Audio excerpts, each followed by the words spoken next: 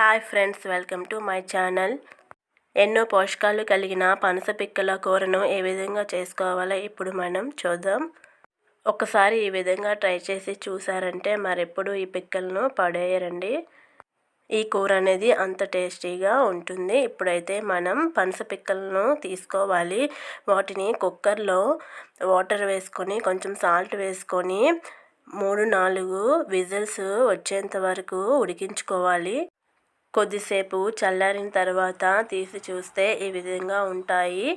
అప్పుడు వీటిని ఒక వేరే ప్లేట్లోనికి తీసుకోవాలి.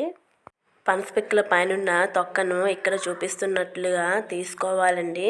ఈ విధంగా అన్ని పిక్కల పైనున్న తొక్కను తీసుకొని అన్ని పిక్కలను చిన్న చిన్న ముక్కలుగా కట్ చేసి పెట్టుకోవాలి. తర్వాత స్టవ్ వెలిగించుకొని కళాయి పెట్టుకొని నూనె వేసుకోవాలి. ఒక పెద్ద సైజు ఉల్లిపాయ ముక్కలను వేసుకోవాలి. వెల్లుల్లిపాయలు, కరివేపాకు, జీలకర్ర, ఎండుమిరపకాయలు, పచ్చిమిరపకాయలు వేసుకొని మొత్తం వేగినంత వరకు వేయించుకోవాలి.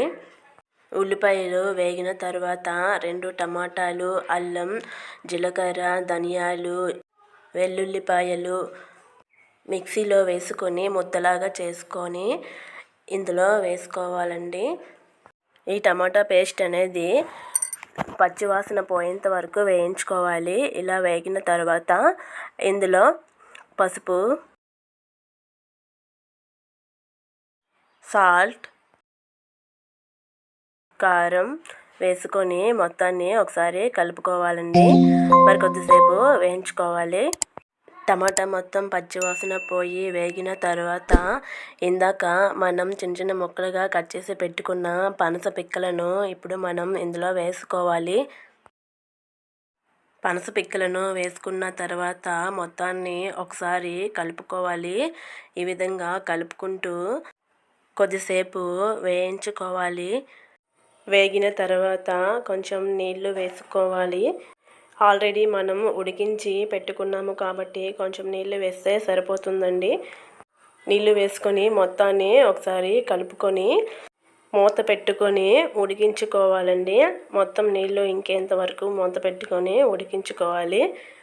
ఇందులో ఇంకా జీలకర్ర పౌడర్, ధనియా పౌడర్ ఏమీ వేయాల్సిన అవసరం లేదండి. ఇందాక మనం టమాటా మిక్సీ పట్టుకున్నప్పుడే ధనియాలు, జీలకర్ర, అల్లం అవన్నీ వేసుకున్నాం కాబట్టి అవే సరిపోతాయి. మధ్య మధ్యలో మూత తీసి కలుపుతూ మరలా మూత పెట్టుకొని మొత్తం నీళ్లు ఇంకేంత వరకు ఉడికించుకోవాలండి. ఫైనల్గా గరం మసాలా పౌడర్, కొత్తిమీర వేసుకొని స్టవ్ ఆఫ్ చేసుకోవడమేనండి. మన ఛానల్ని సబ్స్క్రైబ్ చేసుకున్న వాళ్ళందరికీ థ్యాంక్ యూ సో మచ్ అండి. ఈ వీడియో కనుక నచ్చినట్లయితే లైక్ చేయండి, షేర్ చేయండి, సబ్స్క్రైబ్ చేసుకోండి.